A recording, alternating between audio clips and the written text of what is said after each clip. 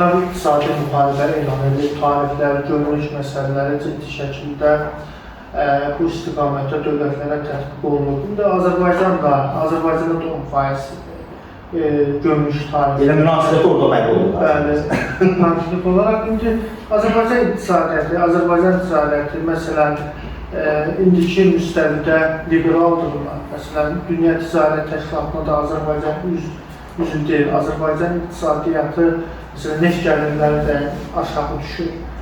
Neftin qiymətinin də aşağı düşməsi, bu əhalinin sosial rifah yüksək olanda xarici siyasətdə, daxili siyasətdə daha da yaxşı olur. Bu istiqamətdə Azərbaycan siyasəti hansı istiqamətdə olacaq? Əvvəlcə mən o düzəliş eləmək istəyirəm, öz subyektiv fikrimdir ki, yəni Tramp dünyaya iqtisadi müharibə elan edir. Tramp sadəcə ABŞ-ın maraqlarını qoruyur, öz maraqlarını qoruyur, ABŞ iqtisadiyyatının qalxınması üçün, ABŞ üçün edə biləcəyi addımları atır. Hə, dünya bunu müharibə kimi, savaş kimi qəbul edirsə, bu başqa. Bu daha pis əslində. Yəni, Tramp deyir ki, mənlə bu dildə danışmır. Mən dövlətimin maraqları, iqtisadi maraqlarını qorumaq üçün, ölkəmin hal-hazırda mövcud borclardan, çünki Amerika çox böyük bir borcların altındadır. Amerikanın dünya iqtisadiyyatının belə deyək də, bir nömrəli ölkəsi olsa da belə, borc içindədir həm də. Daxili borc, xarici borc öz yerində. Yəni, bütün bunlarda Trump və onun komandası təkcə onlar işləmir və beyin mərkəzlərdə işləyir. Yəni, onların qarşısında sənədlər qoyulur, sənədlər öz-özünə ortaya çıxmıyordur. Bütün bunlar hesablanmalıdır. Və məsələn təbii bura. Amma gəlin belə deyək də, Azərbaycan doğrudan da mı dünya iqtisadiyyatının subyekti ola bilir? Yəni, bu biraz şübhəli məsələdir. Azərbaycan iqtisadiyyatını o qədər nəsilləşdiriblər ki, mən bayaqları ona görə məsələni oradan gəldim ki, bəli, xarici siyasətdə, diplomatiyada, torpaqlarımızın işğaldan azad olması məsələsində Ali Baş Komandanın, Prezident İlham Əliyevin müstəsna xidmətləri var, rolu var və orada gördüyü işlər danılmazdır. Bunu etiraf etmək. Amma oradakı uğurlar dövlətin daxilində var mı? Yəni, iqtisadi, sosial-iqtisadi məsələlərdə, humanitər məsələlərdə, hansı yerdəyik, haradayıq? Çox bəsit bir iqtisadi prosesin əlində geri çıxarmışıq dövlət olaraq. Alırıq, satırıq. Yəni, təbii ki, dünya dövlətləri hamısı alıb satırıq, amma bizdə hal-hazırda iqtisadiyyatın modeli də bəllidir. Bunu mən həm də iqtisadçı kimi deyirəm, maliyyətçi kimi deyirəm. Yəni, həm də bir iş adamı kimi deyirəm. Yəni, bu proseslərin içində, mərkəzində olmuş bir adam kimi deyirəm ki, həm də Azərbaycanın potensialını bilən bir adam kimi deyirəm ki, bugünkü iqtisadiyyat arzuladığımız Azərbaycan iqtisadiyyatı deyil. Yəni, inanın ki, çox biabırçı bir durumdayıq və getdikcə də pisləşməyə doğru gedir. Yəni, ötən 2024-ün ixrac əməliyyatlarındakı saldo ilə 2025-in ixrac əməliyyatlarındakı saldo arasında böyük fərq var və enişə doğru gedir. Neft və qazın bizim iqtisadiyyata yaratdığı o müsbət saldondan asıl vəziyyətdə qalmışıq. Təsəvvür edin, iki borudan asıl vəziyyətdə qalır Azərbaycan iqtisadiyyatı.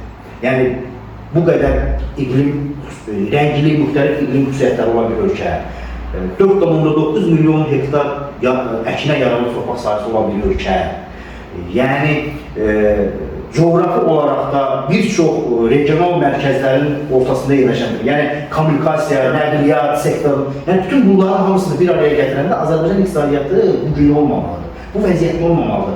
Azərbaycanda əhali, belə deyək də, danışırlar, burada baxırıq ki, kimsə çıxıb deyir ki, əşi, bu restoranlara gedən kimdir, bu qədər maşını yiyəsi kimdir, istirahətə getməyə yer tapırıq, kimi fikirlər var. 10 milyon əhalinin 10%-i 1 milyon edir. Belə gördüklərimiz 1 milyondur. Restorana gedən də 1 milyondur. İsrail mərkəzlərine gedənlər də 1 milyondur, maşınları olanlar da 1 milyondur. Bir də ki, bizim Azərbaycanda yaxşı maşın sürənlərin sayına qədərdir ki, küçəyə çıxanda görürük də, Azərbaycanda maşınların 75%-i öz axirət dünyasını yaşayır. O bir yaxşı bir misal demişlər. Almaniyada, Yaponiyada, Koreyada olan maşınlar öz axirət dünyasını Azərbaycanda yaşayır. Yəni, köhnə maşınlar.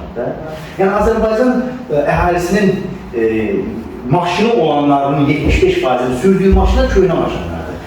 Ekologiyanı zəhərləyən maşınlardır. İstismar müddətini bitirmiş maşınlardır. Yəni bununla mı Azərbaycan iqtisadiyyatına qiymət verək? Bununla mı Azərbaycanın yaşayış səviyyəsinə qiymət verək? Ayıblar.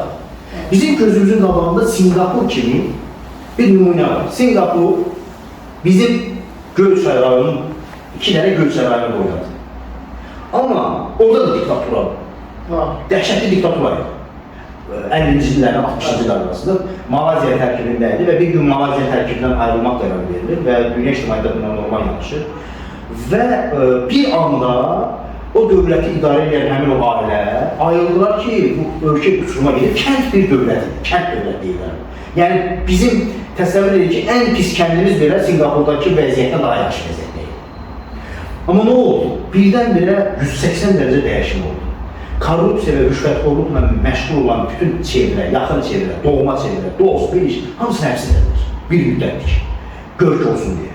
Və yavaş-yavaş liberal qaydalara, vergi sistemində çox belə ağlasılmaz islahatlara getdilər. Bundan sonra ölkə inşallah. Vergi sayı azaldı. Gömrüklə bağlı bir çox vergilər, onlar azaldıldı. Yəni bir çox məhsullarla bağlı vergi ləğv olundu ki, dünyada qlobal oyuncular var idi iqtisadda. Məsələn, onları dəvət edilər ölkəyə. Təsəvvür edin ki, təhsil işçilərinin maaşı dövlətin ən yüksək vəzifətdə məmurların maaşı oldu. Elmə ümumi daxili maaşının harca 5%, 10% qədəri investisiyaya yatırıldı. Yəni 30-40 ilin içində Singapur, o 2 dənə Gölçay boyda olan Singapur, yəni mən Singapur haqqında çox şeylər danışa bilərəm. Verilişimizin vaxt məhdudiyyəti var deyə çox danışmaq istəmirəm. Sadəcə nümunə çəkmək istəyirəm ki, dövlətin başında dayanan adamlar, insanlar istəyəndə Dövlət inkişaf edir. İstəyəndə çox işin ötəsindən gəlmək olur.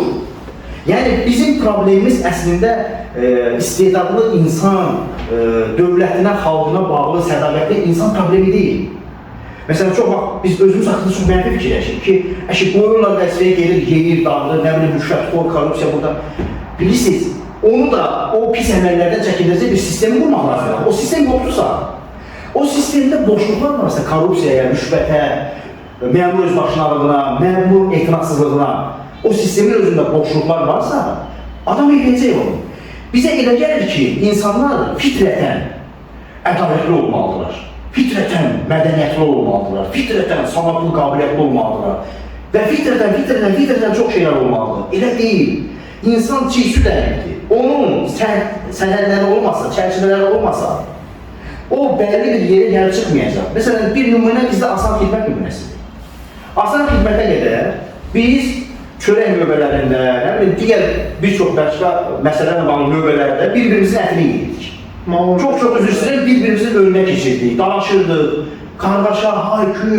Amma nə oldu? Asan xidmət bir nümunə örnək olaraq bizə öyrətdi ki, rahatla gəlirik, qeydiyyatlar olar bizi, nömrə götürürük, işığımız yanır, adımız yazılır, növbədə dururuq, gedir rahatca otururuq, işimizi görürük. Nə səs var, nə küy var, rahatca əksinə musiqi dinləyirik, azar xidməti musiqisi. Yəni, bu bir mədəni, bir qərib, sosial qəribə çevrildi. Biz indi bu sosial qəriblərin sayını digər sahələrdə də nümunəvi və örnek olaraq yaratmalıyıq ki, insan yaradaq. Bilirsiniz, yəni, biz elə bilir ki, Almanlar, Yaponlar, İngilislər, Avropalıların bir çoxları öz-özünə elə mədəniyyətli işlər. Vallahi elə deyil, belə bir şey olmuyor heç var. Bu insanları bəlli bir qəlbin içində, bəlli bir sistemin içində formalaşdırırlar.